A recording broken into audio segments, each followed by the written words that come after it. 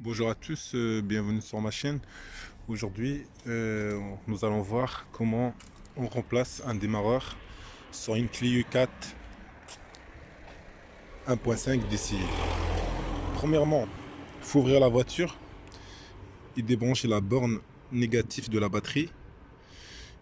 Débrancher avant le capteur d'état de la batterie, donc une connectique à débrancher, vis de 10, mettre la borne négative sur le côté, bien protégé, que ça remonte pas, que ça touche pas par accident la borne au moins. Donc le démarreur il est là devant. Sur ce modèle là, le démarreur heureusement il est à l'avant, il n'est pas à l'arrière. Sur certains modèles il est derrière le moteur, entre le catalyseur et le moteur, et je vous dis que c'est galère à faire. Donc on va procéder en priorité. Il faut, ça c'est le fil d'excitation qui part de la boîte à fusible. Il reçoit l'information de Neumann. Le Neumann, c'est circuit commande, et l'envoie ici. Il y a un roulet qui commande l'excitation de démarreur. Donc c'est un écrou de 8 avec une clé de 8. Moi j'ai utilisé la petite clé à cliquer. Donc après il y a le plus permanent. Le plus permanent qui arrive, qui part de la batterie jusqu'au démarreur. Et de démarreur, il part ici là, vous le voyez en rouge, il va sur l'alternateur.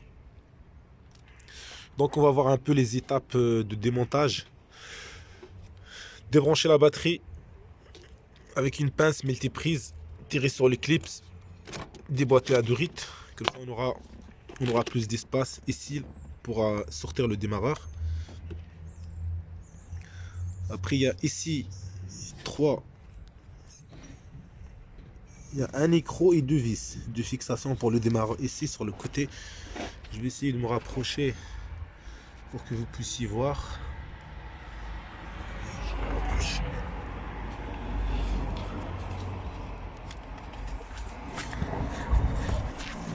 Démarreur, d'aller, voilà, ici on voit mieux.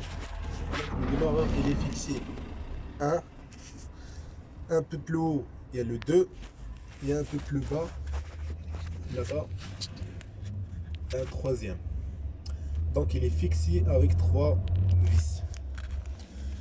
Donc nous allons commencer le démontage. Après il y a une vis ici à enlever. Hop, qui fixe la durée du turbo sur le radiateur, sur le ventilateur,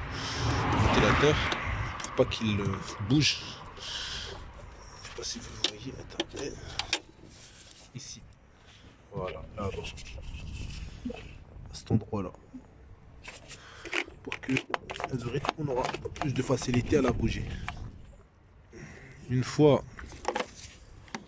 nous avons enlevé les trois vis de fixation ici,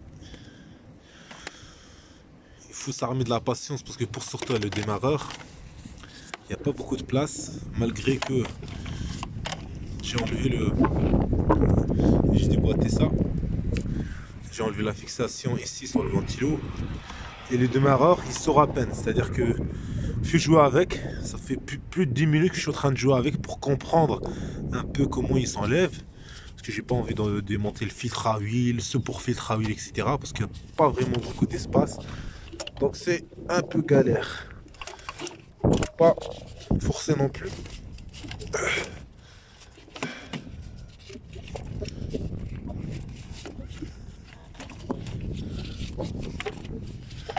Enfin. Enfin il est là. Première remarque, c'est qu'il y a une fuite d'huile quelque part. Il est gras.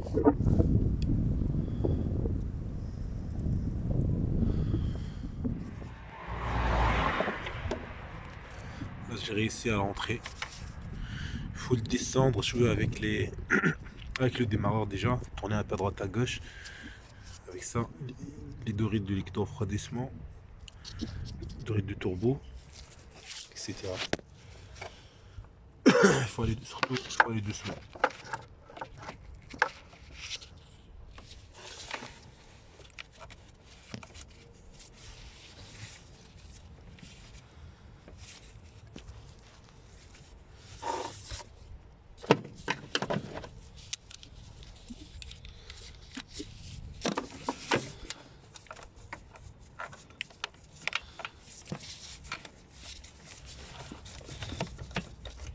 Je vous reprends après. Je serre les vis et je vous reprends après. Donc le démarreur il est remonté. Je remets la durite. Je l'ai refixé ici. J'ai remis le faisceau en place. Parce que je l'ai déboîté ici et ici pour pouvoir passer ma main. Et après j'ai rebranché la borne négative. Et là on va tenter un démarrage ensemble.